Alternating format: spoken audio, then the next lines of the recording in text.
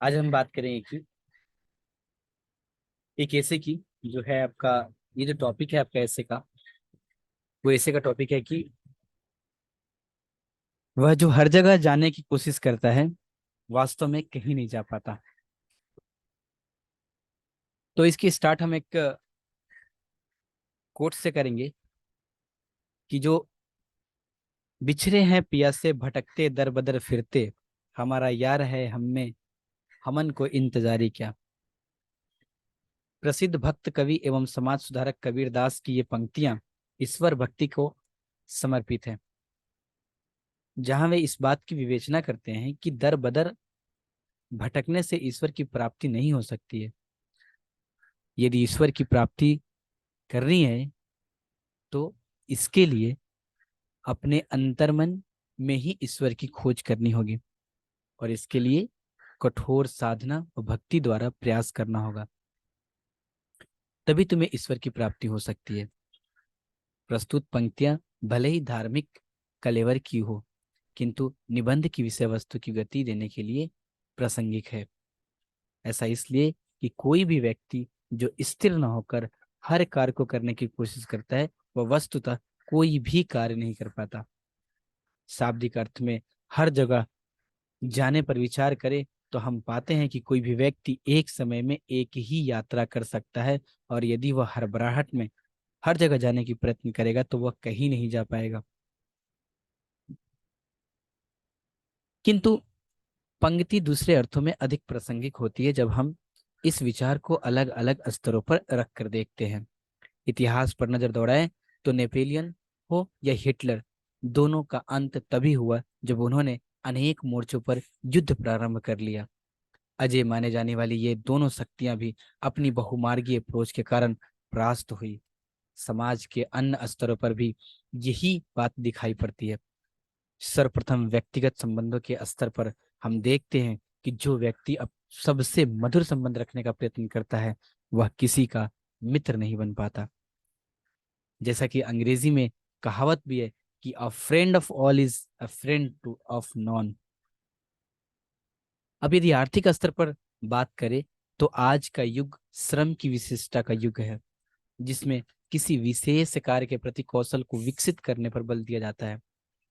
इस स्थिति में यदि कोई व्यक्ति हर प्रकार के कौशल को सीखने का प्रयत्न करेगा तो निश्चित रूप से ऐसा करना संभव नहीं होगा, और अंततः सभी कार्यों में अच्छा प्रदर्शन नहीं कर पाएगा, और इसका परिणाम होगा कि व्यक्ति का कुछ न सीख पाना। जैसा कि एक विद्वान ने भी कहा है कि jack of all trade is a master of nothing. अब यदि राजनीतिक के स्तर पर विचार करें तो भारत में आजादी के बाद देश के विकास हेतु अनेक रणनीतियां निर्मित की गई। अनेक विद्वान भारतीय विकास प्रारूप की एक बड़ी कमी यह बताते हैं कि हमारी पंचवर्षीय योजना में हमने निश्चित लक्ष्यों के आधार पर कार्य किए बिना सभी स्तरों पर प्रयास करना शुरू कर दिया। पंचवर्षीय योजना में कृषि पर फोकस था, द्वितीय में उद्योग पर। इसका परिणाम यह हुआ न तो कृषि पूर्णतः विकास हो पाया, न ही उद्योग। इसी लक्ष्य के अभाव में कार्य करने के बारे में प्लेटो ने भी कहा है, कोई भी बड़ा कार्य अपूर्णता से करने से अच्छा है छोटा कार्य पूर्णता से किया जाए। साहित्यिक स्तर पर भी अनेक उदाहरण इस बात की पुष्टि करते हैं कि हिंदी साहित्य में केशवदास ने भी रामचंद्रिका नामक राम काव्य लिखा तो तुलसीदास ने रामचरितमानस लिखा, किंतु दोनों में परवर्ती काव्य का महत्व अत्यंत अधिक है, क्योंकि केशव के महत्वाकांक्षी होकर अपने समस्त छंद ज्ञान को अधिक भाषा में व्यक्त करना चाहा, जिससे जटिलता में वृद्धि हुई। इसके विपरीत संस्कृत की ज्ञाता होने पर भी तुलसी ने रामचरितमानस में अवधी भाषा का प्रयोग कर सहजता पर बल दिया, जिससे उनका महाकाव्य महानतम माना जाता है। इसी संदर्भ में एक उदाहरण मूल्यों के स्तर पर समझा जा सकता है। जो व्यक्ति अपने मूल्यों पर स्थिर नहीं रहता वह जीवन में कभी प्रगति नहीं कर सकता है। जहां रावण जैसे विद्वान व्यक्ति में अहंकार का आगमन होने पर अंततः उसकी हार हुई, वही महात्मा गांधी का अपने मूल्यों सत्य अहिंसा आदि पर अडिग रहना उनकी महानता का कारण बना। उपर्युक्त उदाहरण यह सिद्ध करता है कि जो व्यक्ति हर जगह जाने की कोशिश करता है वह वास्तव में कहीं नहीं जाता।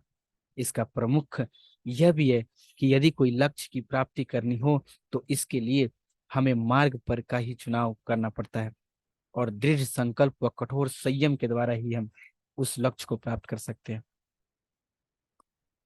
उपर्युक्त सभी विवेचना के हमारे इतिहास समाज के में विपरीत उदाहरण भी मिल सकते हैं।